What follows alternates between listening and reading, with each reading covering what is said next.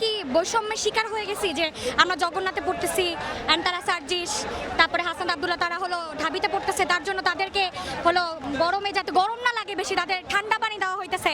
শুধুমাত্র তারা যদি চায় যে ঢাকা বিশ্ববিদ্যালয়ের প্রতিনিধিত্ব করবে তাহলে আসলে এই জায়গায় তারা আমরা তাদেরকে চাই না। আমি আসলে বারবার বলি উপদেষ্টা মাহফুজ আলমের মানসিক চিকিৎসা দরকার, উনি মানসিক ভারসাম্যহীন।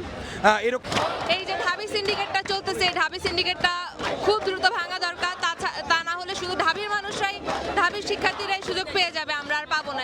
ছাত্ররা যখন, সাধারণ শিক্ষার্থীরা যখন আমাদের ন্যায্য দাবি আদায়ের জন্য আমরা এখানে অবস্থান কর্মসূচি পালন করি, আমাদের উপর জলকামান থেকে শুরু করে রাবার বুলেট, সাউন্ড গ্রেনেড সব রকম হামলা আমাদের উপর চালানো হয়। কিন্তু যখন এক বিশেষ শ্রেণীর মহল এসে এখানে তাদের অবস্থান কর্মসূচি পালন করে তখন তাদেরকে অতিথি আপ্যায়ন করা হয় না।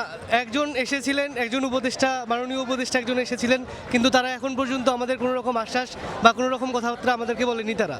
তারা আমরা এই জন্য আমাদের কর্মসূচি এখনও চালিয়ে যাব। আর এটা আমাদের অধিকার যতক্ষণ না পর্যন্ত আদায় হবে আমরা ততক্ষণ পর্যন্ত আমাদের আন্দোলন চালিয়ে যেতে থাকবো। এই জিনিসটা মানে বৈষম্য সৃষ্টি করে, আমরা এই বৈষম্য আর চাই না, আমরা সম্পূর্ণ এই বৈষম্যর বিরোধে।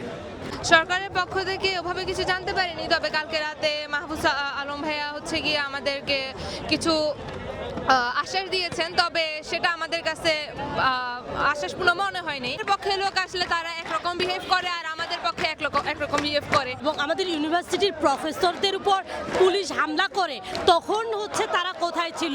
তখন তো তারা প্রোটেক্ট দিতে আসেনি। আমাদের কিছু জানানো হয় নাই, বলছে যে আমাদের শিক্ষকদের সাথে বসবে তারা, কিন্তু এখন পর্যন্ত আমরা কি বৈষম্যের শিকার হয়ে গেছি যে আমরা জগন্নাথে পড়তেছি অ্যান্ড তারা সার্জিস তারপরে হাসান আব্দুল্লাহ তারা হলো ঢাবিতে পড়তেছে, তার জন্য তাদেরকে হলো গরমে যাতে গরম না লাগে বেশি তাদের ঠান্ডা পানি দেওয়া হইতেছে, আর আমাদের গরম পানি ঢালতেছে, আমাদের গায়ে হাত তুলতেছে, এটাই বৈষম্য শিকার, আর কিছুই না। আমি আসলে বারবার বলি উপদেষ্টা মাহফুজ আলমের মানসিক চিকিৎসা দরকার, উনি মানসিক ভারসাম্যহীন। এরকম যে বৈষম্যের বিরুদ্ধে আন্দোলন করেছিলাম সেই বৈষম্য তো এখনও আছে, কারণ ঢাকা বিশ্ববিদ্যালয়ের শিক্ষার্থী, আমরা যারা বলবো যে সমন্বয়ক বা উপদেষ্টা প্যানেলে যারা আছেন তাদের অধিকাংশ ঢাকা বিশ্ববিদ্যালয়ের শিক্ষার্থী। তারা যখন কোনো একটা দাবি দেওয়া নিয়ে এখানে আসে তাদের উপর হচ্ছে শীতল জল তাদের উপর দেওয়া হয়, তারা যেন এই গরমের মাঝখানে স্বস্তিতে থাকতে পারে। সেই জায়গায় জগন্নাথের শিক্ষার্থীরা আসার পরে তাদের উপর টিয়ার শেল মারা হয়, এবং জুলাইয়ে যে টিয়ার শেলগুলো মারা হয়েছিল এই টিয়ার শেলগুলো ছিল মেয়াদ উত্তীর্ণ, এতটা ঝাঁঝালো ছিল না।